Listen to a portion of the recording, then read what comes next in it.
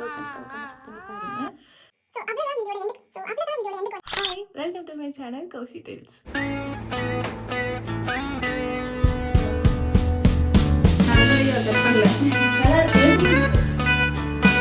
நம்ம பார்க்க போகிற வீடியோ லைஃப்லேயே ஃபர்ஸ்ட் டைம் என்னோட ஃபர்ஸ்ட் ஹேர் கலர் நான் வந்து பண்ணியிருக்கேன். அதை பற்றின எக்ஸ்பீரியன்ஸ் தான் உங்கள் கூட ஷேர் பண்ண போகிறேன். ஆல்ரெடி இதை பற்றி before and after hair make ஓவர்னு ஒரு ஷார்ட்ஸும் அப்லோட் பண்ணியிருக்கேன். நல்ல ரீச்சுமே இருக்குது. அதுக்கான லிங்க் டிஸ்கிரிப்ஷன் பாக்ஸில் கொடுக்குறேன். டைம் இருந்தால் அதையும் செக் பண்ணி பாருங்கள். நார்மலாகவே எனக்கு பயங்கரமாக ஹேர் ஃபால் இருக்கும். பட் ஆசை யாரை விட்டது, ரொம்ப நாளாக ஹேர் கலர் பண்ணணும்னு நினச்சிட்டே இருந்தேன். So finally I did. இந்த வீடியோவில் என்னெல்லாம் இருக்க போகுதுன்னா, எப்படி என் ஃபேஸ்க்கு செட் ஆகுற மாதிரி ஹேர் கலர் சூஸ் பண்ண, price and detail, experience and hair colour பண்ணதுக்கு அப்புறம் ஹேர் ஃபால் இருக்கா, ஸோ இதுதான் எல்லார் மைண்ட்லேயுமே இருக்கும். அண்ட் ஹேர் கலர் வந்து ஃபேட் ஆகாமல் இருக்கிறதுக்கு என்னெல்லாம் பண்ணணும் அப்படின்னு சொல்லி தான் இந்த வீடியோவில் ஃபுல்லாக நான் வந்து கவர் பண்ணியிருக்கேன். ஸோ வீடியோவை ஸ்கிப் பண்ணாமல் ஃபுல்லாக பாருங்கள். உங்களுக்கு ஹேர் கலர் பண்ணணுங்கிற ஆசை இருந்ததுன்னா இப்போ நம்ம வீடியோக்குள்ளே போகலாம். ஃபர்ஸ்ட் நம்ம எப்படி ஒரு ஹேர் கலர் சூஸ் பண்ணுறது அப்படின்னு சொல்லி தான் பார்க்க போகிறோம். நமக்கு செட் ஆகுற மாதிரி எப்படி ஹேர் கலர் சூஸ் பண்ணுறதுன்னு பார்க்கலாம். பேசிக்காக இப்போ ஹேர் கலர்னு எடுத்துக்கிட்டோன்னா ப்ரௌன் அண்ட் பர்கண்டி, இது ரெண்டும் தான் இப்போதைக்கு மோஸ்ட்லி எல்லாருமே பண்ணக்கூடியது. ப்ரௌனை விட பர்கண்டி தான் இப்போ கரண்ட் ட்ரெண்ட்லையுமே இருக்குது. நான் சலூனுக்கு போகும்போது அவங்க என்ன சஜஸ்ட் பண்ணாங்கன்னா, பர்கண்டியை நீங்கள் வந்து ட்ரை பண்ணுங்கள். நிறைய பேர் வந்து பர்கண்டி தான் எங்ககிட்ட கேட்குறாங்க. இப்போ அதுதான் வந்து கரண்ட் ட்ரெண்டில் இருக்குது அப்படின்னு சொல்லியிருந்தாங்க. ஃபர்ஸ்டே நான் வந்து ப்ரௌன் ஃபேமிலியில் ஹேசல் நெட் வந்து சூஸ் பண்ணி வச்சுருந்தேன். அதுக்கான ரெஃபரல் பிக்குமே என்கிட்ட இருந்தது. ஸோ எனக்கு பர்கண்டி வேணாம், எனக்கு இந்த கலர் தான் வேணும், ஸோ அதுக்கு தகுந்த ப்ரௌன் ஃபேமிலி வந்து எனக்கு காட்டுங்க அப்படின்னு சொல்லி நான் வந்து கேட்டிருந்தேன். அவங்க நிறைய கலர்ஸ் வந்து காட்டியிருந்தாங்க. ஸோ இதுதான் என்னோட ரெஃபரல் பிக்கு. இந்த ரெஃபரல் பிக்கில் இருக்கிற மாதிரி உங்களுக்கு கலர் வேணும் அப்படின்னா ப்ரீ ப்ளீச் பண்ணிட்டு அதுக்கப்புறம் தான் நாங்கள் ஹேர் கலர் பண்ணுவோம் அப்படின்னு சொல்லி மென்ஷன் பண்ணியிருந்தாங்க. ப்ரீ ப்ளீச்னா என்னன்னா, ப்ளீச் வந்து ஃபர்ஸ்ட் பண்ணிட்டு அதுக்கப்புறம் ஹேர் கலர் பண்ணுவாங்க. அப்படி பண்ணும் போது நம்ம கேட்குற கலரை அவங்க வந்து ஈஸியாக வந்து கொண்டுட்டு வந்துருவாங்க. டேரெக்டாக நம்ம ஹேருக்கு கலரை வந்து அப்ளை பண்ணும்போது அந்த அளவுக்கு வந்து நம்ம கேட்குற கலர் வந்து வராது. ஸோ தட் எனக்கு ஆல்ரெடி பயங்கர hair fall, hair damage. So pre ப்ளீச்லாம் எதுவும் வேணாம், ஜஸ்ட் டேரெக்டாக நீங்கள் ஹேர் கலரை யூஸ் பண்ணிட்டு என்ன கலர் வருதோ அதை நீங்கள் கொடுங்க அப்படிங்கிற மாதிரி சொல்லியிருந்தேன். ஆப்ஷன் ஏ வந்து இந்த ரெஃபரல் பிக்கு, ஆப்ஷன் பி ஒன்று வச்சுருந்தேன். எனக்கு ப்ரௌனில் வேணும், இந்த மாதிரி ஓரளவுக்கு எனக்கு கலர் கொடுக்குற மாதிரி கொடுங்க, ரொம்ப ஓவர் டூவாகவும் இருக்கக்கூடாது, பட் கலர் பண்ணது தெரியணும் அப்படின்னு சொல்லியிருந்தேன். நிறைய பேர் வந்து எனக்கு அட்வைஸ் கொடுத்துருந்தாங்க. என் ஃப்ரெண்ட்ஸ் எல்லாருக்கும் அந்த ஃபோட்டோஸ்லாம் எடுத்துகிட்டு கால் பட்டு இது நல்லா இருக்கா, அது நல்லா இருக்கா, இது செட் ஆகுவா அப்படின்னு சொல்லிட்டு ஒரு வழி பண்ணிட்டேன். அவங்க வந்து கடைசியாக வந்து எனக்கு என்ன சஜஸ்ட் பண்ணாங்கன்னா, காப்பர் ப்ரௌன் வந்து சஜஸ்ட் பண்ணாங்க. இப்போ உங்களுக்கு இந்த லைட் ரிஃப்ளெக்ஷன்லேயே உங்களுக்கு தெரியும். காப்பர் மீன்ஸ் அந்த எல்லோ கலர் உங்களுக்கு பிக்லேயே நான் வந்து இன்செர்ட் பண்ணுறேன், அந்த மாதிரி தெரியும். ஸோ சலூன் லைட்டில் பார்க்கும்போது ஒரு மாதிரி இருக்கும், சன்லைட்டில் பார்க்குற மாதிரி ஒரு மாதிரி இருக்கும், இந்த ரூம் லைட்டில் பார்க்கும்போது ஒரு மாதிரி இருக்கும். ஸோ உங்களுக்கு ஃபஸ்ட்டு என்ன கலர் வேணும் அப்படிங்கிறத ஒரு சூஸ் பண்ணிவிட்டு அதுக்கப்புறம் நீங்கள் வந்து கொண்டு போய்க்கலாம். ஃபஸ்ட்டு நான் இன்னொரு டிப் என்ன கொடுப்பேன்னா, ஹேர் கலர் பண்ணுறீங்கன்னா ஏதாவது ஒரு ஹேர் கட் பண்ணிவிட்டு நீங்கள் கலர் பண்ணிங்கன்னா இன்னும் சூப்பர் டெஃபினேஷனாக இருக்கும் ஹேருக்கு.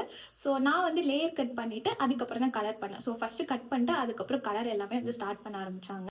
நெக்ஸ்ட் நீங்கள் சூஸ் பண்ண வேண்டியது குளோபலாக ஸ்ட்ரீக்ஸ்ன்னு சொல்லிட்டு. குளோபல் மீன்ஸ் என்னன்னா, நம்ம ஃபுல் ஹேர் கலர் பண்ணுறது. ஸ்ட்ரீக்ஸ்னா அங்கங்கே மட்டும் ஹைலைட் பண்ணுறது.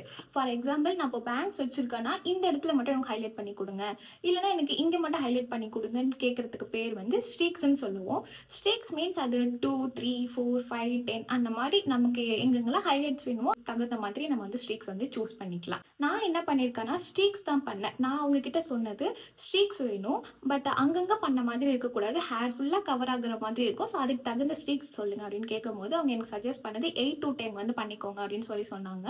நான் வந்து 10 ஸ்ட்ரீக்ஸ் பண்ணேன். என்னோட மைண்ட் செட் என்னன்னா, ஹேர் ஃபுல்லாக கலர் பண்ண மாதிரி இருக்கணும், அங்கங்கே ஹைலைட் பண்ண மாதிரியும் இருக்கணும். ஃபார் எக்ஸாம்பிள், ஃப்ரண்ட்ல நான் பேங்க்ஸ் போடுவேன், அங்கே ஹைலைட் பண்ணியிருக்கேன், இப்படி கிளிப் ஒன்று பண்ணும்போது பின்னாடி ஹைலைட் ஆகணும். ஸோ அதுக்கு தகுந்த மாதிரி நான் ஸ்ட்ரீக்ஸ் வந்து சூஸ் பண்ணேன்.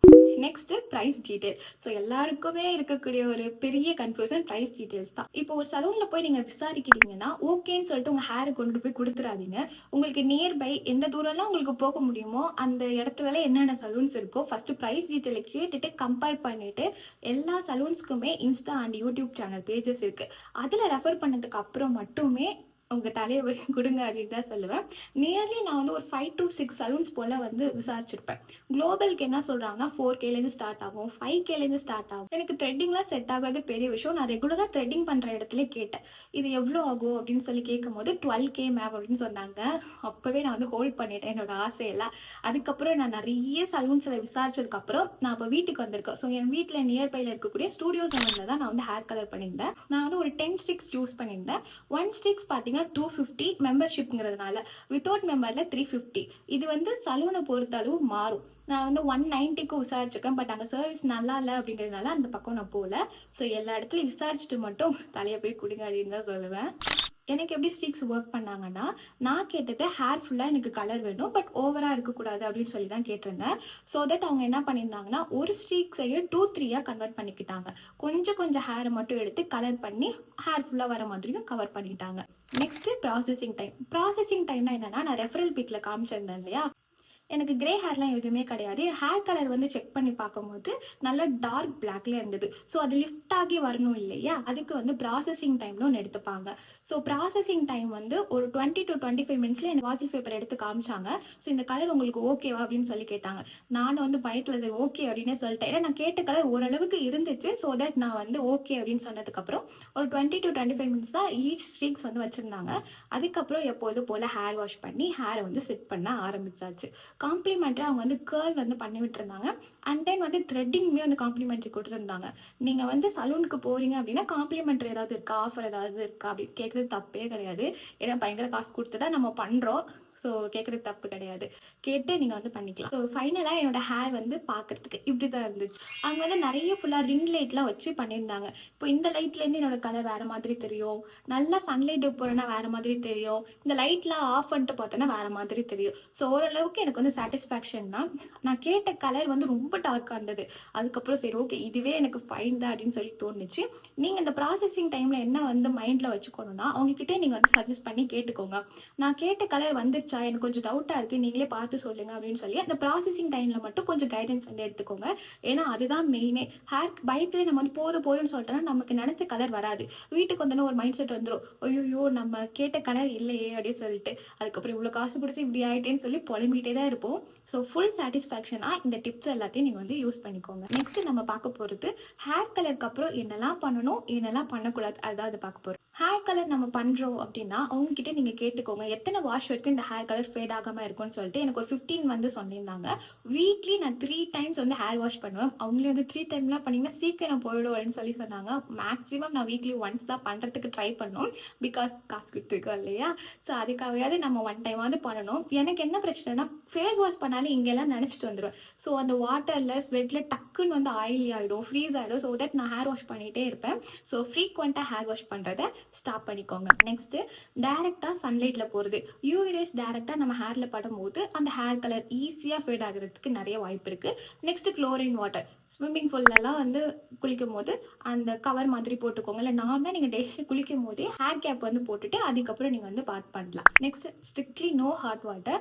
நார்மல் பச்சை தண்ணியிலே குளிக்க பாருங்கள். ரொம்ப முடியல எனக்கு ஹாட் வாட்டர் குளிச்சுதான் மட்டும் யூஸ் பண்ணிக்கோங்க.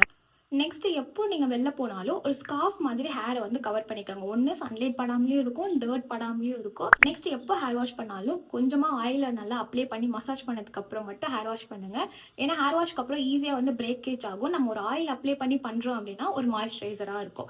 இன்னொன்று என்னென்னா ஹேர் மாஸ்க் யூஸ் பண்ணுறது, அதுவுமே ஒரு நல்ல மாய்ஸ்சர் தரும். ஸோ ஒரு நல்ல ஒரு ஹேர் மாஸ்க் வந்து யூஸ் பண்ணிக்கோங்க. சலூனில் சஜஸ்ட் பண்ணது என்னென்னா கலர் ப்ராடக்ட் எல்லாம் யூஸ் பண்ணுங்கன்னு சொல்லியிருந்தாங்க. இந்த விஷயத்தெல்லாம் நம்ம வந்து ஃபாலோ பண்ணாலே ஓரளவுக்கு கலர் வந்து ஃபேட் ஆகாது. கலர் ப்ராடக்ட்லாம் யூஸ் பண்ணி பார்த்துக்கணும்னு எனக்கு தோணல. சப்போஸ் உங்களுக்கு கலர் ஃபேட் ஆகக்கூடாது, கலர் ப்ராடக்ட்டை நான் யூஸ் பண்ணிக்கிறேன் அப்படின்னா மேபி நீங்கள் வந்து யூஸ் பண்ணிக்கோங்க. Depend upon the brand price பொறுத்து. அவ்வளோதான், நம்ம வீடியோட எண்டுக்கு வந்துட்டோம். முடிஞ்ச அளவுக்கு எல்லாமே நான் வீடியோவில் கவர் பண்ணியிருக்கேன். சப்போஸ் ஏதாவது மிஸ் ஆயிருந்ததுன்னா மறக்காமல் கமெண்ட்டில் வந்து மென்ஷன் பண்ணுங்கள். வேறு ஏதாவது வீடியோ சஜஷன் இருந்தாலும் இந்த வீடியோ எப்படி இருந்துச்சுன்னு சொல்லி மறக்காமல் கமெண்ட் பண்ணி லைக் பண்ணி சப்ஸ்கிரைப் பண்ணுங்கள். உங்கள் ஃப்ரெண்டில் யாராவது ஹேர் கலர் பண்ணணும்னு உங்ககிட்ட புலம்பிட்டு இருந்தால் இந்த வீடியோவை ஷேர் பண்ணி விடுங்க. பாய்.